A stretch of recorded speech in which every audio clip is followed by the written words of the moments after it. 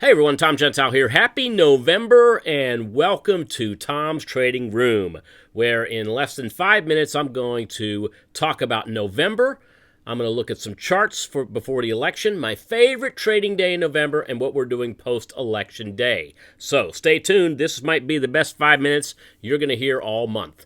Money calendar. As you can see here on November 8th, we have what is two things. Number one, that's election day. Number two, I see it, and I'm not sure why, as the most bearish trading day of the month, as we have more bearishness in the 8th of November than bullishness. But what's more important is going to be my favorite trading day of the month. I'm going to get to that in a moment, but it's not November 8th. We'll get there in just a few minutes. Let's take a look at stocks, bonds, currencies, and commodities as we enter into the month of November. So, stock market, what's going on right now is the last couple weeks have been very fear-induced because what the stock market is seeing right now, it's not liking. And it's concerned that that there is a very good possibility Donald Trump will become our next president. And Wall Street just simply does not like change. I'd keep an eye on the 200-day moving average for SPY, which is right around 207 to 208. That could be a tipping point or it could be a bounce. I'll tell you what I believe it's going to be in just a moment. Next, bonds. So the Fed decided to leave interest rates alone. That was a surprise to absolutely no one. They're not going to be part of this election or part of the concern of this election. However, there's a very, very good chance we're tightening real soon. So come December, we could see a hike in interest rates. That's what's suppressing this chart right here, which is TLT, the iShares Barclays 20-year Treasury bond. As this goes down, the stock market should go higher.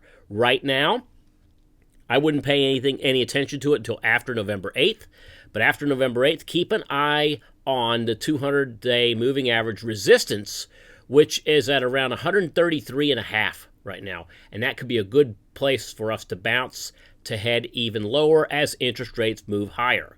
Next, let's go across the pond, and we're looking at the euro dollar, or more importantly, FXE. All right, now this is an interesting one because what I'm typically look at is I like to see FXE climb, which tells me that the stock market here in the U.S. is healthy. However, what's been happening lately is after Brexit, post-Brexit, the euro has been moving down when the market's been moving higher, and it's been moving up as a flight to safety as the market's been moving lower. What's going on right now? Take a look here. Just in the last week, we've gone from 106 euro to above 108, all right? Not a big move, but it is quite a big move when you see the entire year. This thing's trading in a range between 105 on the downside and 113 on the upside. All right. Last thing I want to mention before I move on is that the red line you see on every chart is options implied volatility for 7 to 30 days out. And almost every one of these with SPY, you see the peaks. All right. This was the January, February peak when the market was at its lows for the year. The peak in the middle of the year was Brexit, and the peak now is election.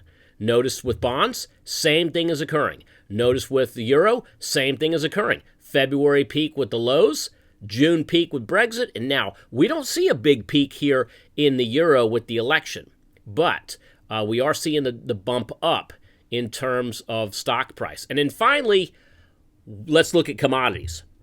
So commodities, same thing, low in oil, peak in implied volatility. Now, since then, the price of oil has really been kind of stagnant. We moved from $25 a barrel to $50.